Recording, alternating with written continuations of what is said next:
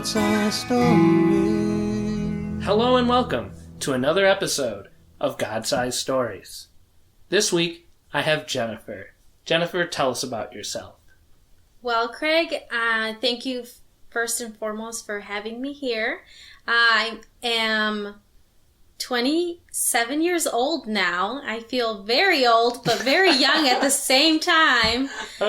And you have had my husband on here too, DJ. Yeah. So we just recently got married in June. So that's very exciting. And I'm also a teacher. So I'm very appreciative of me being a teacher, especially now. But also I find it very hard with virtual learning and all of that, which I'm sure you know. Yeah. It's been a real joy over the last couple of years to get to know you better. First of all, through DJ, being friends with him, being coworkers with him in different ways. But now to actually have a friendship with you and DJ and Alicia and all four of us, we get together like tonight and watch Star Wars together, and it's so fun, and it brings me so much joy to have brothers and sisters that are true friends as well. But as well, the thing that you honed in on there too about teaching, at my heart, that's what I went to school for. That's what I've worked in the past and done, and now more recently started working in schools again. And it's such a blessing to just let God use you in that way to really serve, because that's really all teaching is serving people. And it brings me so much joy, and I'm so glad you're here to talk to me today about your life and your experience with teaching.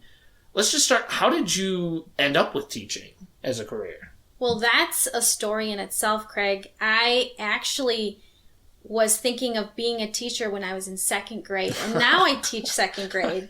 So that's a story in itself. But I was originally going to school to be a fashion designer, which you might not know, and I changed plans. And it just happened last minute, and God was changing my desires, and he brought me back to a child like me.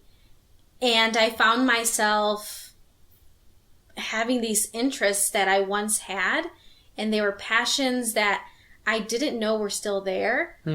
And so I decided to pursue them and see what God had, and actually found myself taking a break from school and really focusing on what God had for me in that. And it turned out to be teaching, and I ended up at a school that I didn't even know existed, and in positions that were frankly made for me because they were made out of nothing. There were no positions that were that, and the principals found something in me and took an interest and invested in my career, as well as saw, that difference, and I owe it all to God. Yeah. Well, I'd love to have at another time a nice long discussion just about your journey to getting to the teaching. I have a fun question that we could talk more in that time about, but I want to hear now. So were you the kid as a young kid that loved to play school then at home? Were you that? Yes, I would teach everyone about everything. So just a quick thing is that when I was in preschool, I actually asked my teachers to give me books to teach others, but I didn't know how to read. So what they did was teach me how to read so that I could teach my classmates how to read. So it was, one word books. And that's what I would teach my other classmates as a 3-4-year-old. Can you imagine that? That's adorable. Yes. Oh, that's so fun. And I for a season taught at a preschool, and having kids like that, they're just they just light up your whole day. You're just like, of course. Yeah. To see that excitement, you love to see it in kids. Right. So ultimately, knowing you so well now, you love God most and first, and you want to put him first in everything you do.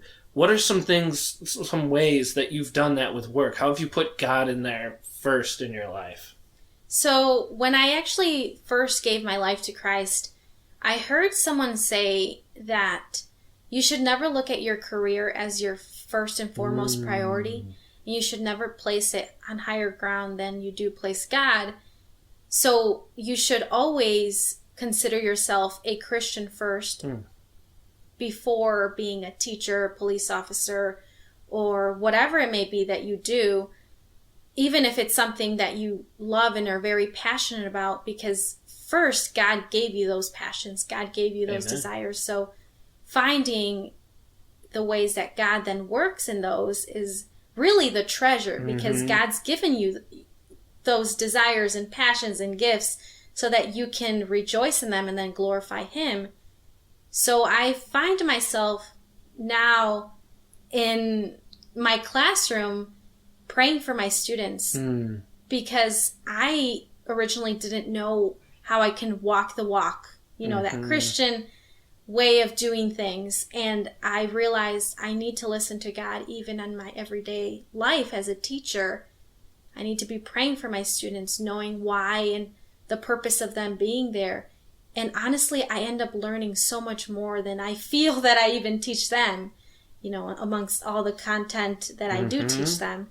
So really finding ways to glorify God and knowing that He's working even through my students. And that can be so hard at times too, because I know I've been around some teachers in some school districts that it's obvious we live in a very secular world, and to an extent there is that separation in the working world between where the world tries to keep God away from work, and especially in schools, there's only so much you can say and so much you can do, and some people so very outrightly demand that remain there.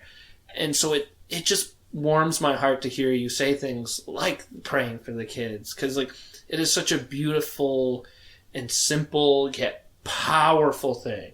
And I find myself actually becoming a better teacher after I pray for my students, because whether they frustrate me or they make me happy at times, when I do pray for them, I remind myself that God is bigger than the things that we encounter. And so when I am frustrated with them, and instead of giving them a word of discouragement, I then am able to encourage them because I'm encouraged first by God.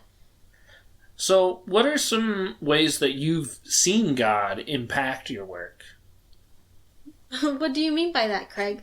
Well, for one, the last thing you said actually was a pretty good first part of the answer to that. Is even you said it made you a better teacher. That impacted your work. It's especially I can totally agree when you have those kids that these days you just smile and grit your teeth and that's all you can do. And on those days you need the prayer more than ever, I would imagine. But have you been provided any other opportunities to maybe witness in big or small ways, you think? Yeah, so I feel that I'm actually challenged every day when I go into work, even, starting the day and knowing that these kids are often depending on me to give them encouragement or to give them a helping hand, but I can't do that if I'm not first filled. So finding that source for me is, and has been has had so much importance, because I can't do it if it's not for God, and I can't find myself separating God from who I am, because He is my identity. And honestly, if I try to separate it, then I'm not giving them my best self. I find it that, honestly, if parents were to really put themselves in a position where, would I rather have a person treat my child with love or treat my child with all the things that they're dealing with at home? And, because we have things going on at home too. So if we come with that at school and don't have the outlet of a comforter, a savior, or something like that, we often can give that pressure off to our students, or give them a a word that really destroys them instead of builds them up. So I find that having God is actually the most essential thing in my workplace. Kind of last question I want to ask, and it's more of an advice to the listeners out there. I always like to interact with them as well. I do know, even from myself, from personal experience, this 2020 has been a weird year, obviously. But even before the craziness of COVID started, in talks with a lot of people, this has really been a year of change. It started with a lot of people changing in a good way, and then a lot of bad change started happening. But a lot of people, like myself included, were looking at even career changes, and I found myself coming back into education. Like, this isn't my first stop in education. But in talking to people, a lot of people are making the transition into education because it's important and everybody loves it. Not always true, but I like to think so. What advice would you have to maybe a listener out there that maybe they're young and they're getting ready to go to college and think, I want to go into teaching, or maybe they're thinking of a life change?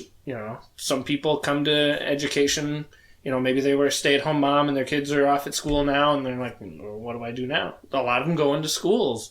What advice would you have for those people?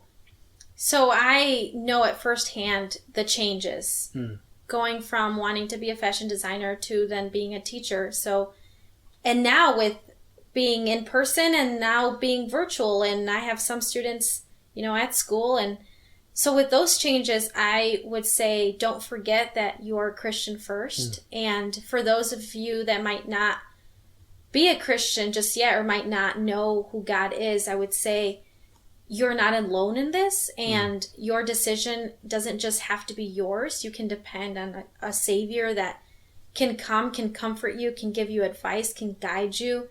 And so consulting a God that's so much bigger, that already knows your plans and knows that he has even bigger plans that than you might have for yourself.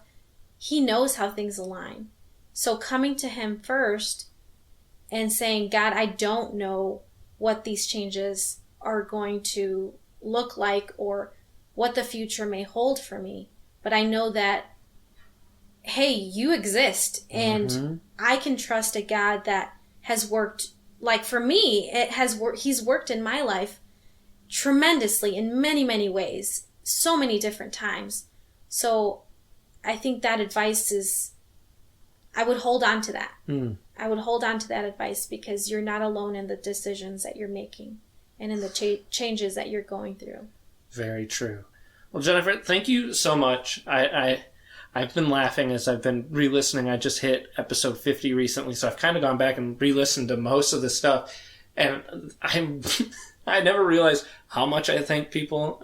Some might say I overthank people, but I get so excited, especially at the end of a recording. It's like, I always have so many things to thank the person for. And I'll start, as I often do, is thank you for making, as you've said throughout this thing, that God's first in your life.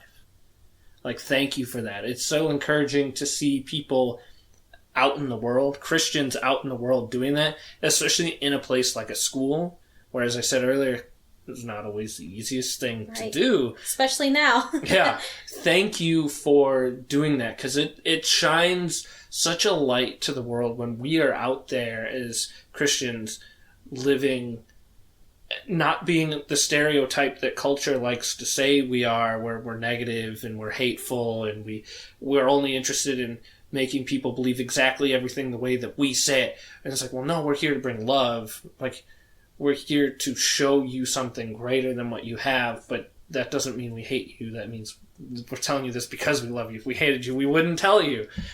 Right. So thank you for that. Thank you as well for, as I referenced at the start, being friends. I love having brothers and sisters. They bring me joy. Thank you for reining in DJ over here. You are the perfect match for him. It's like he's over there. He's been trying so hard to stay. If you know him in real life, he's such a vibrant guy. He loves to move. He loves to talk. He loved being on the episode for reasons like that. And you're such a good calming factor to him. And it just, thank you for that, because he's a guy that's in my life that I care about so much. So obviously, when I see him happy, it makes me happy. So thank you for that. And then thank you for being honest. You know, I love hearing from people from all walks of life, all experiences. And I'm glad to have someone on that has some similar experiences to me as education and is doing it with God first, and it's just like, oh, it's so comforting. So thank you for sharing all of this with me and with the audience, of course. Yeah, of course. And if I can just encourage you, Craig, that thank you that you just said, honestly, it goes a really long way, because nowadays people, like you said, are so focused on hating, and people are now craving that thank you, that positive affirmation. So that definitely goes a long way for me. And I know that people listening, they can see that you truly care about the people that you do this podcast with.